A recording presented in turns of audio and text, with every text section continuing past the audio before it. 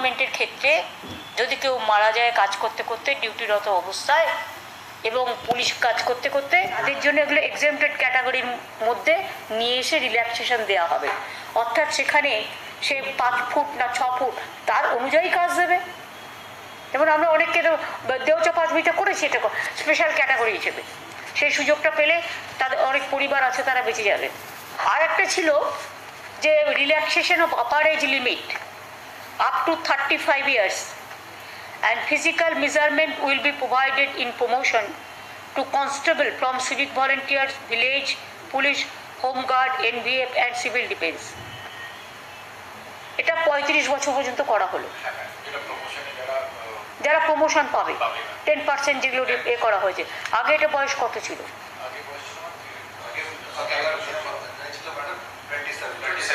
27 ছিল। মানে যারা ধরুন পুলিশে কাজ করে, হোম কনস্টেবল, মানে ধরুন সিভিক ভলেন্টিয়ার্স, এনপিএফ, তারপরে সিভিল ডিফেন্স এসবে কাজ করে, সিভিক ভলেন্টিয়ার, ভিলেজ ভলেন্টিয়ার, তারা 27 বছর পর্যন্ত প্রমোশনের জন্য অ্যাপ্লাই করতে পারতো, কিন্তু তার বেশি আর হতো না। ফলে এইটাকে বাড়িয়ে 35 বছর করা হলো। কন্ট্রাকচুয়াল ড্রাইভার্স এবং police, Kolkata police,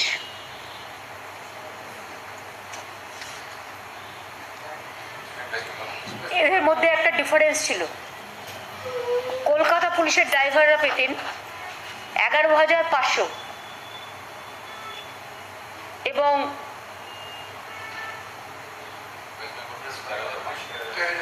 West Bengal পেত 13,500। এটাকে সমান করে দেওয়া হলো। অবশ্য কলকাতা পুলিশের এটা জুরিসডিকশনটা ছোট, গ্রামের দিকে জুরিসডিকশনটা অনেক বেশি, নাইটের পর নাইট খাটতে হয়। আমার মনে হয় এটা তোমরা একটা করতে পারো, ফাইন্যান্স যদি এগ্রিড করে, যে 13,500 কলকাতা পুলিশেরটা 13,500 করে দেওয়া হলো, ঠিক আছে, আর 13,500 যেটা ছিল সেটা 1,500 করে দাও, এই 15,000 করে দাও।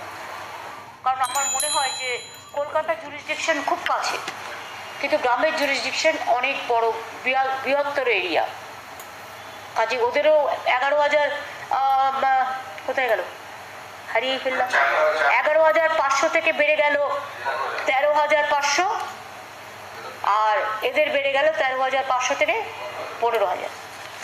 এবং যারা কন্ট্রাকচুয়াল ড্রাইভারে কাজ করে তারা যাতে আগামী দিন রেগুলার পজিশন পেতে পারে, তার জন্য তারা যদি কোনো পরীক্ষায় বসতে চায় তাদের নিশ্চয়ই সেরকম সুযোগ দেওয়া হবে, প্রেফারেন্স দেওয়া হবে। Wireless operators in West Bengal police are not getting promotion for the last many years. The facility of promotion will be provided to such wireless operators যারা প্রমোশন পাচ্ছে না দীর্ঘদিন ধরে, কারণ তাদের দিকটা দেখার কারণ নাকি সময় হয়নি। যাই হোক, থ্যাঙ্কস টু আমার ওয়েস্ট বেঙ্গল পুলিশ ওয়েলফেয়ার যে কমিটি, যে তারা আমাকে সাজেশনগুলো দিয়ে আমার নলেজে এনেছে, এবং আমিও সঙ্গে সঙ্গে আজকেই পেয়েছি। আজকেই chief secretary, home secretary, DG, finance secretary সবাই মিলে মিটিং করে আমরা সব এটা নিয়ে আজকেই কথা বলে করেছি।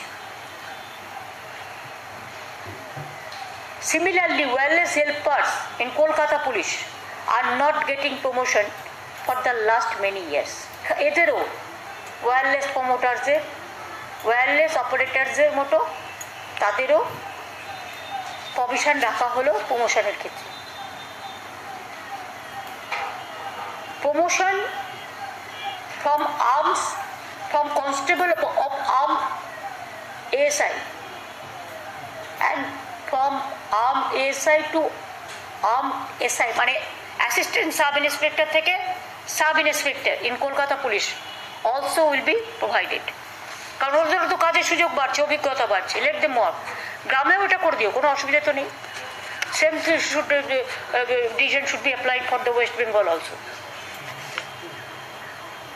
এসআই থেকে এসআই, যেটা, কারণ এসআই অনেক সময় পাওয়া যায় না, কনস্টেবল থেকে এএসআই, এএসআই থেকে এসআই। প্রমোশন অফ শহীদ and shower of mount police of KP also will be provided. কারণ এরা কিন্তু অনেক কাজ করে, কিন্তু এদের দিকে কেউ তাকায় না।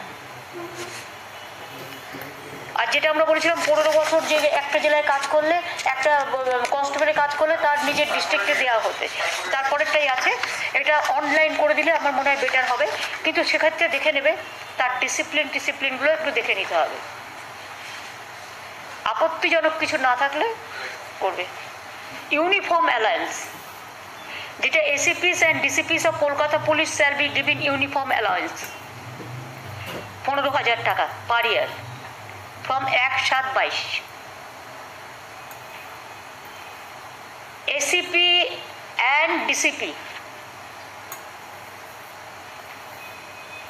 অফ কলকাতা পুলিশ তাদের ইউনিফর্ম অ্যালাউন্স 15,000 পার ইয়ার পাবে 1/7/22 থেকে। পাচ্ছে তো অলরেডি। এটা পুলিশ অফিসারদের মিটিংয়ে অলরেডি আমরা ডিসাইড করেছিলাম। ওয়েস্ট বেঙ্গল যারা পুলিশ সার্ভিসের লোক তারা অলরেডি কলকাতা তাদের 15,000 টাকা করে তাদের যে অ্যানাউন্স দেওয়া হতো, যে ডিউটি ইউনিফর্ম কিট যে অ্যানাউন্সমেন্ট দিত, এবার এখন কলকাতাও পাবে, অ্যালাউন্স পাবে।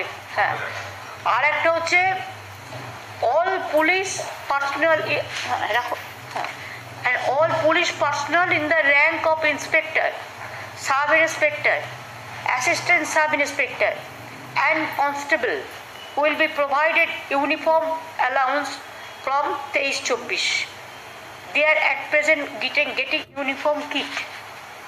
আচ্ছা, তার মানে হচ্ছে যেহেতু ইউনিফর্ম কিটটা এরা পেয়ে গেছে, এটা কাদের জন্য? অফিসারদেরটা আগে বলেছে, ওদেরটা হয়ে গেছে। যারা all police inspector, sub inspector, assistant sub inspector, constable, তারা যে ইউনিফর্ম কিটটা পেয়ে গেছেন এবছর, আগামী বছর থেকে তারা অ্যালাউন্স পাবেন। সুতরাং এবছরে,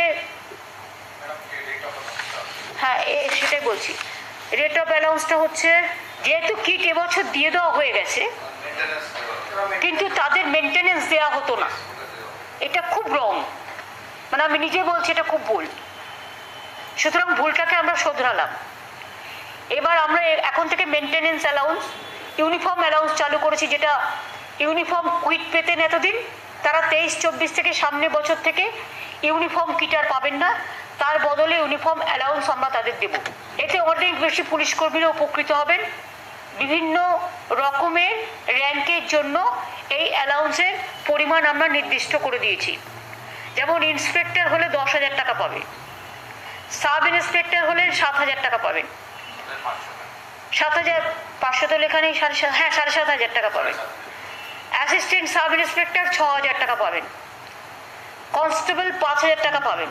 আর যেহেতু এবছর কিট দিয়ে দিয়েছি, তাই আমরা ঠিক করেছি এবছরে কলকাতা ও রাজ্য পুলিশের inspector, sub inspector, assistant sub inspector, constable, এদের সকলের জন্য ইউনিফর্ম মেনটেন্স অ্যালাউন্সটা আমরা দেব।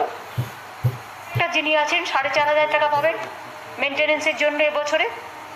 সাব ইন্সপেক্টর যিনি আছেন 4,000 টাকা পাবেন, অ্যাসিস্ট্যান্ট সাব ইন্সপেক্টর যিনি আছেন 3,000 টাকা পাবেন, কনস্টেবল যিনি আছেন 3,000 টাকা পাবেন।